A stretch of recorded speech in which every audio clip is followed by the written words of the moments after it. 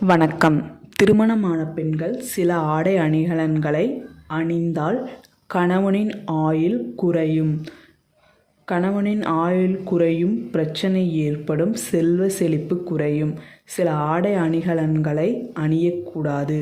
அது எந்த ஆடை அணிகலன்கள் என்பதை இந்த வீடியோவில் முழுமையாக பார்க்கலாம். இந்த வீடியோவை முழுமையாக பாருங்கள், ஏனென்றால் அரைகுறை அறிவு ஆபத்தானது. வீடியோவை முழுமையாக பார்த்து நமது ஜோதிட சாஸ்திரப்படி அனைத்தையும் பின்பற்றுங்கள். திருமணமான பெண்கள் சில காரியங்களை செய்யக்கூடாது என்பது நமக்கு தெரிந்திருக்க வேண்டும். அதனால் இந்த காரியங்களை கண்டிப்பாக கவனித்து கேளுங்கள். இந்த 5 ஆடை அணிகலன்களை அணிந்தால் குடும்பத்தில் கஷ்டம் ஏற்படும், கணவனின் ஆயுளில் பிரச்சனை ஏற்படும், முக்கியமான ஒன்று. அதனால் திருமணமான பெண்கள் இந்த வீடியோவை முழுமையாக பாருங்கள். நமது திருமணமான பெண்கள் சில பேர் இந்த ஆடை அணிகலன்களை அணிந்தால் என்ன நிகழும் என்பதை தெரியாமலேயே சில விஷயங்களை பின்பற்றி கொண்டிருக்கின்றனர். அதனால் இந்த முழுமையான வீடியோவை முழுவதும் பார்த்து நமது ஜோதிட சாஸ்திரப்படி பின்பற்றுங்கள்.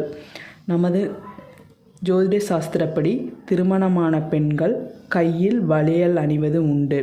அந்த வளையல் காப்பர், வெள்ளி, தங்கம், உலோகம் போன்ற அணிகலன்களை கொண்டு அணிகிறார்கள். கண்ணாடி வளையலும் அணியலாம்.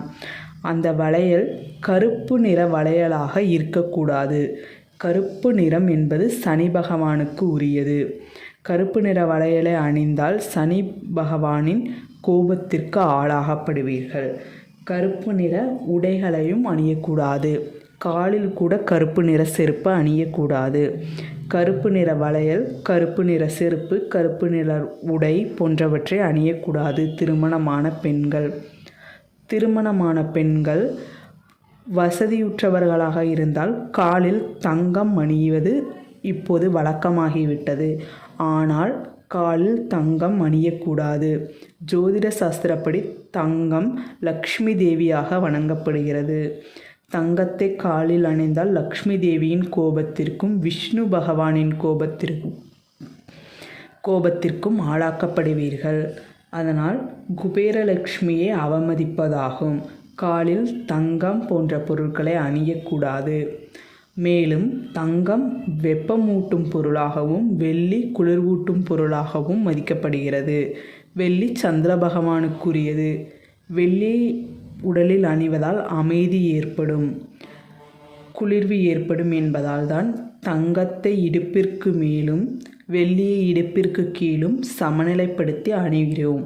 அதனால் தங்கத்தை காலில் அணியக்கூடாது. மெட்டி, கொலுசு போன்றவற்றை திருமணமான பெண்கள் கண்டிப்பாக அணிய வேண்டும்.